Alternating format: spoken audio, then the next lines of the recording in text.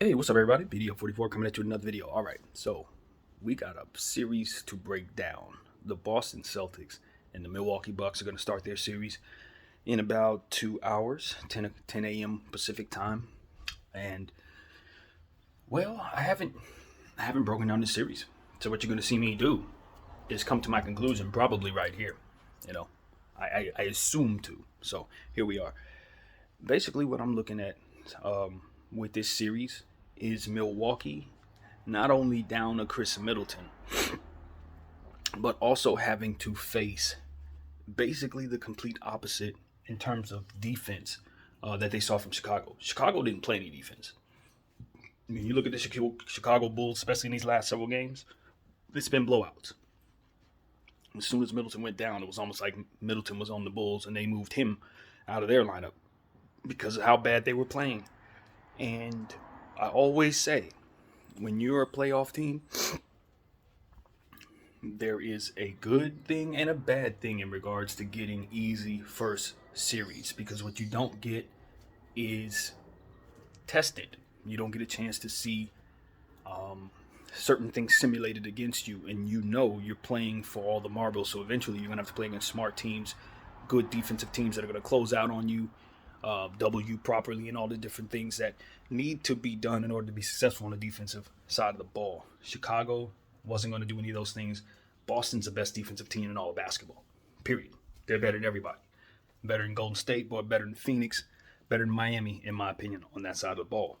So when you're considering that aspect of it and couple that with Chris Middleton being extracted, what you have is a shorthanded Bucks team that has a bunch of others that are used to shooting open shots.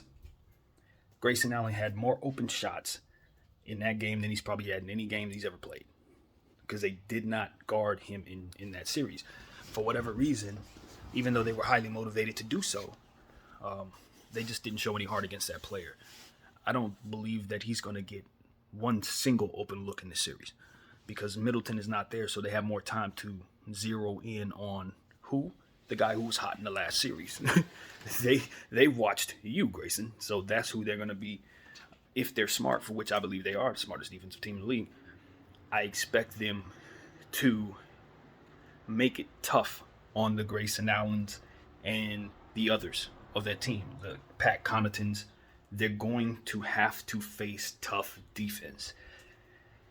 And that brings me to my point about the Milwaukee Bucks. It's the same point I had against the Chicago Bulls if the Chicago Bulls actually believed in themselves. Yes, I'm throwing shots at that team. I'm still mad at them. But the reality is, you're going up against a Boston Celtics team that has a second unit that's going to have plenty of confidence out there. You know, you're talking about second units that don't even necessarily need to have their full second unit in it. They could take a few starters since they're so deep. Their second unit can consist of starters if they wanted to. They can do whatever they want. You're talking about Grant Williams, you're talking about Peyton Pritchard, talking about, so many different other guys on that bench. You're talking about Al Horford. You know what I mean? Now that Robert Williams is back, Al Horford can move back to the bench, or you can play Robert Williams as second units. Like the Boston Celtics have interchangeable pieces. You talk about a Derek White who still has yet to play his best in these playoffs. I don't think I've seen him play his best with the Celtics. I think his best ball is ahead of him, and it probably will be played in this series. The thing about it is this. I'm looking at the Milwaukee Bucks, and I say, okay, the matchups are obviously set.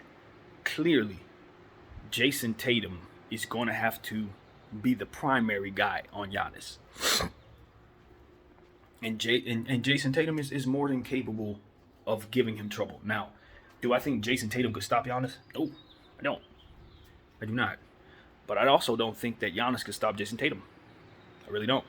And I think both of those guys are fantastic defensive players with length to cause trouble. So I'm not going to say they cancel each other out because I haven't given that enough thought.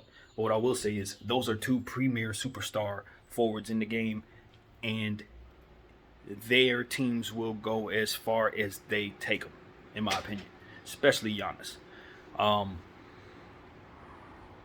I kind of agree with some of the people who were saying Giannis has to average above 38, 40 points in the series. And I know that sounds like, whoa, what are you talking about? Like, but what I'm saying to you is this. Since the Boston Celtics play such phenomenal defense and the Milwaukee Bucks are literally missing 25, 30 points worth of scoring in Middleton, you're going to have to find that scoring somewhere. Problem is, the second best offensive player on this team is also the second best defensive player on the Milwaukee Bucks, which is Drew Holiday. Drew Holiday is going to have to be tasked with exerting more energy on the defensive end because he's going to have to guard somebody who's really, really, really talented. He's going to have to guard Jaylen Brown. He's going to have to guard Derek White. He's going to have to guard Marcus Smart. You see what I'm saying? He has some very serious assignments. So he can't commit to 25, 30 points. He struggled offensively to begin with against the Boston Celtics from what I read. He's going to have to be guarded by some extremely talented defensive players. So he's not going to be able to give you those point totals. Even in the event he decides to scale back on the defensive end, which isn't in their best interest because they need him to stop Jaylen Brown more than likely. Jaylen Brown is going to go crazy unless he's on him like skin. So here's where it becomes a problem. Boston Celtics just have too many weapons. You know, now you're looking at Grant Williams, who's open. You know what I mean? Coming off the bench. Who's checking him? You know, is that going to be a Bobby Portis type of thing? Are you putting, who's checking him? You see what I'm saying? This is where it starts to become a problem. Now, if Middleton's down there, everybody moves to their correct spots and it's fine. But, like, are we counting on Wesley Matthews to check him? Because I know they've been relying upon Wesley Matthews. He's more of a rotational player for this team than he was for my Lakers when he was with us. And when he was with the Lakers, he didn't look very good. I'm not going to lie to you guys. He looked like he didn't have a whole lot left. Now he's found a resurgence with this team. He had played with this team before getting to the Lakers. And so he knows their system is probably more catered to him. But if you're counting on him to defend some really athletic people, nah, that's not happening.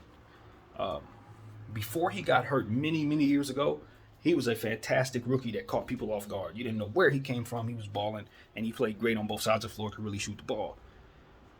So, and he went along and has a fantastic career in Dallas and various places that he played, Utah. And Wesley Matthews has played some fantastic ball over the years, but at this stage of his career, this far in, they're going to rely on him defensively.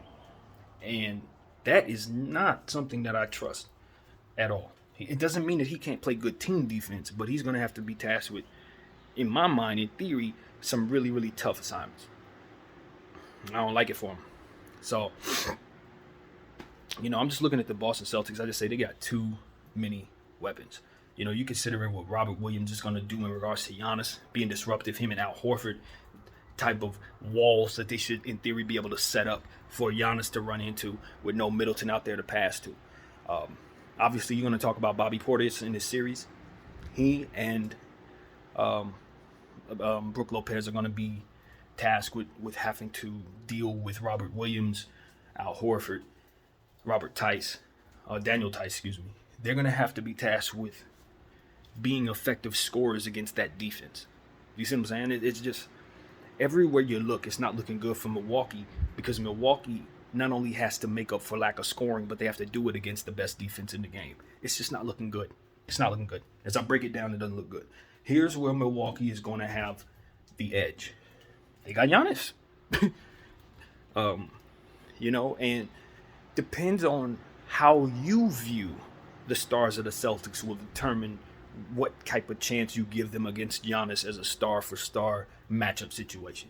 Like, for example, some people think Jason Tatum's now a top 10 player. If you think Jason Tatum's a top 10 player, maybe you give him a shot. Maybe you give him a puncher's chance against a Giannis one-on-one. He's certainly a better shooter than Giannis at this point. That's never going to change. So, he has his strengths, but at the end of the day, Giannis is super developed. He's already at his peak. He's in his prime. He's given us legendary basketball. He's already a Hall of Famer, already NBA champion, already won MVPs, already won Defensive Player of the Year. I think he should have had Defensive Player of the Year by now. So you're dealing with Giannis Antetokounmpo here at the end of the day. And here's my problem with this year's playoffs in regards to how I viewed them. My thing with the Philadelphia 76ers and the Toronto Raptors. That's what's giving me a little bit of a pause in regards to looking at this series. Because I honestly thought the Toronto Raptors were a better team than the Philadelphia 76ers. I did. And the only reason why I thought the 76ers had any shot at that series is because they got a early snag on a hurt Toronto team. They started the series with a couple guys out, let them get an early lead in the series, and they were able to close that team out. But I always thought, and still do, think that the Toronto Raptors on paper should have been able to win that matchup. I look at the Boston Celtics, say the same thing. Boston Celtics on paper, they're a better team than Milwaukee, even with Middleton. They should beat Milwaukee because, in theory, they should be able to stifle them. And with the multiple weapons that they have, the Whites, the Browns, Tatums, they should be able to overcome one superstar. You know, they as a team should be able to overcome the all-world generational talent, right? Because that was the mentality I had in regards to them overcoming Joel Embiid in the other series. And I was wrong.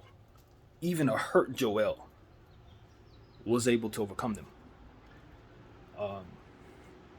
And I think Milwaukee has a better team than Philadelphia overall. I do. I think they're a better team.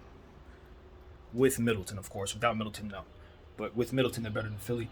They don't have Middleton in this series. That does make you look at it. But I think at the end of the day, if I'm going to say, okay, did I learn anything from that, from looking at that series and to apply to this series? And I don't know if it's the same. I don't know that it is. Because at the end of the day, I don't think anybody on Toronto is as good as Jason Tatum. I don't think Toronto has the defense that the Boston Celtics have. They're not as deep as the Celtics. They're nowhere near as good as the Celtics. And I look at Joel Embiid as a fantastic superstar, but I look at Giannis as more durable and more capable of staying healthy at this stage in the game. He's gonna be able to do more than Joel right now. So I have to apply those two things. But at the end of the day, it's superstar versus complete team. And last time, superstar won, despite me thinking this complete team was the one that was going to take it. So I'm not sure.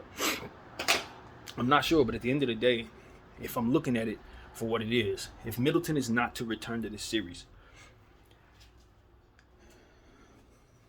yeah, that's tough. I think Boston should take this series. They should take the series. Now, obviously, you're looking at home court advantage. The Boston Celtics have that, and that's a big deal. The series starts in Boston. So you would think that the Celtics would try to get out to an early start in their series, take care of home court, especially since Middleton is out. It's going to be important for them to throw that wall at Giannis early. Be mindful that the Pat Connaughtons and the Grayson Allens are going to shoot a lot. They're on fire. They have a lot of confidence, and you're gonna have to keep them on your bulletin board. If you take them off the bulletin board, they'll burn you just like they burned Chicago. So that's one thing to know for sure. So at the end of the day, man, Robert Williams and Marcus Smart make this a very difficult situation.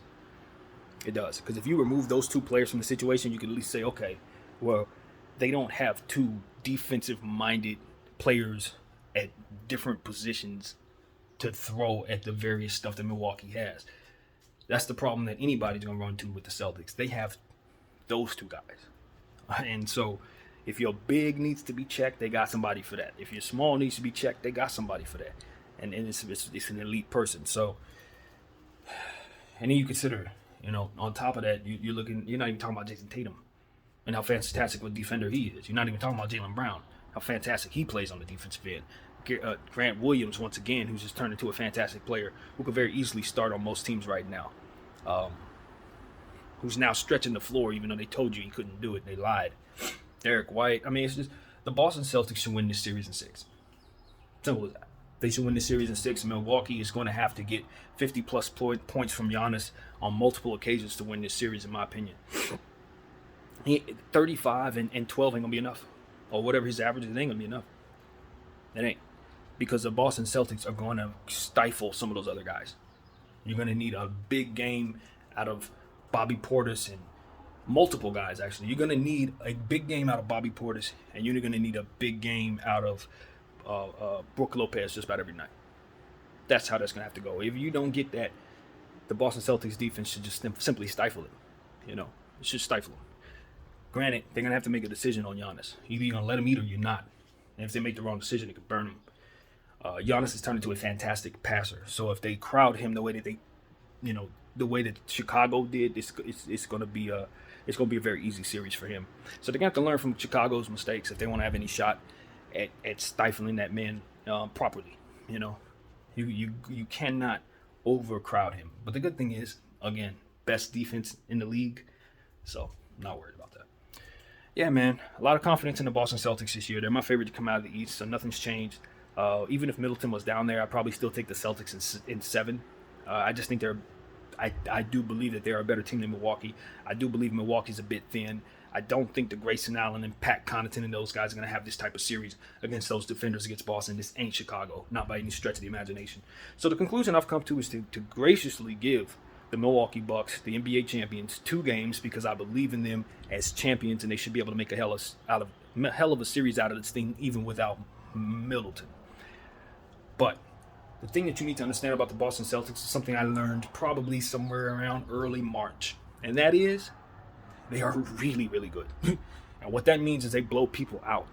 So if you make any mistakes against them, they're going to capitalize. If you are happening to shoot early shot clock 3-point shots, they're going to take them down the other way and they're going to score on you. This is not the type of team that you can make pretty much any mistake against. And at any given moment, you understand that one of their 2 superstar forwards could go off for 40 points. And that's why I got them coming out of the East. They're just better than everybody else, to be honest with you. They are. They're better than everybody. The only team they're not better than, maybe Golden State. Maybe. You know what I mean? And like I said, I think what it really comes down to is Boston has so much depth and so much defense that even a team like Golden State, you better be shooting well. You're going to have to outscore them, and they're not going to allow that. So that's what it really comes down to, man. I think Boston's going to go ahead and run this series out of here. 6 games, I'll say, but I wouldn't be surprised if it's even shorter than that. Without Middleton, it's just you allow a great defense to zero in on fewer tasks.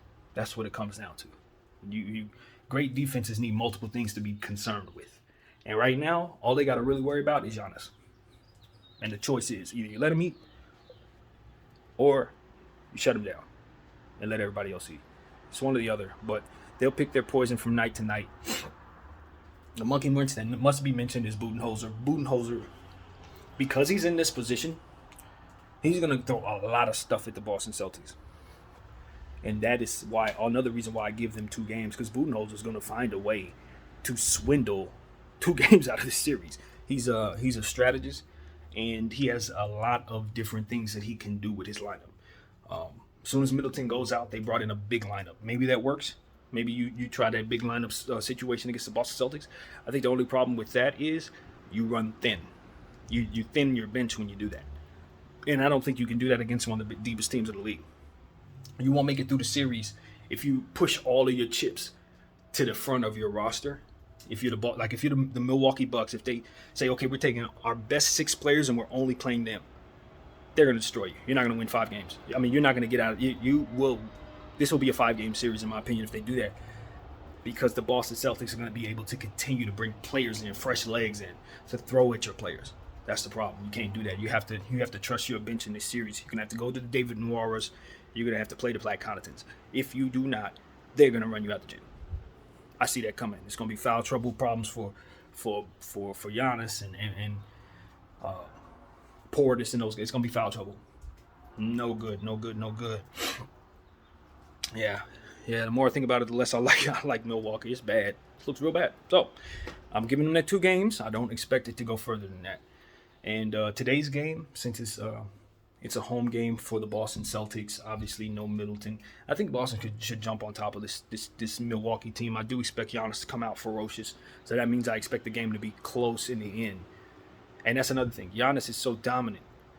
He'll go for 42 and 18 or something like that. And even if you played well, good defense and everything, you still find yourself in a close game. Close games favor the Celtics. Why? Because they have the closers. Giannis, I don't look at it as a closer. He's going to barrel into somebody if he tries close. He can try a fadeaway shot. Maybe it goes, maybe it don't. They got the Jason Tatums and the Jaylen Browns of the world. Those guys are closers, actual closers. Giannis is the guy that I want to blow you out. If the game is close, he needs somebody else to close it, in my opinion. I don't trust him to break somebody down when the defense is standing still. That's an offensive charge waiting to happen. So, Boston's going to confuse Giannis some. They are. They're going to confuse him, and Budenholzer's going to confuse them. So expect a lot of misdirection, a lot of funny stuff. It's gonna be a good series. It's just too bad Middleton ain't gonna be a part of it. It ain't gonna be a bad series because the Budenholzer effect will make it competitive. He's going to throw monkey wrenches in them. He's going to play Pat Connaughton 30 minutes in one game just to throw coach off. This is a good coaching matchup too. When I think about the coach of the Boston Celtics and how great he's looked, you know, he's turned into one of the best coaches in the league, and I trust him just as much as I trust anybody right now. So that's another reason why I'm leaning toward the Celtics. I really like what they got going on with their coaching situation. So, yeah, that's what I gotta say, man. I'm looking very much forward to this one. I'll give you the Celtics to take game 1, and I'll give you the Celtics to take the series in 6. It's going to be a very, very, very tough series defensively for both teams because I do think Giannis and Drew Holiday are going to be a terror for Boston Celtics players. And if those Boston Celtics players are forcing shots over those tough defenders, those are lost possessions, and that works in Milwaukee's favor. So it's very important that the Boston Celtics do not go on long scoring droughts. This is something that we've talked about before with the Boston Celtics. They tend to do that. As talented as they are, they really have issues putting the ball in the hoop. Sometimes Jason Tatum goes on long scoring droughts. Sometimes Jaylen Brown, both of those guys just have these droughts where they don't play well. Now, we haven't seen that in these playoffs against a very weak Brooklyn Nets defense, by the way. That definitely counts. Boston ain't been tested as much as people want to give them credit for being tested. The Nets were not a good team this year. So let that be something that's understood as well. Both of these teams haven't been tested the way that they're about to be. Let it be known. So, all in all, I think I've said all I need to say about this particular series today. Of course, things can change. Pluck a player here and there, now we got a problem. But as of right now, without Middleton, Celtics in 6. Video 44. I thank y'all for watching. I'm out.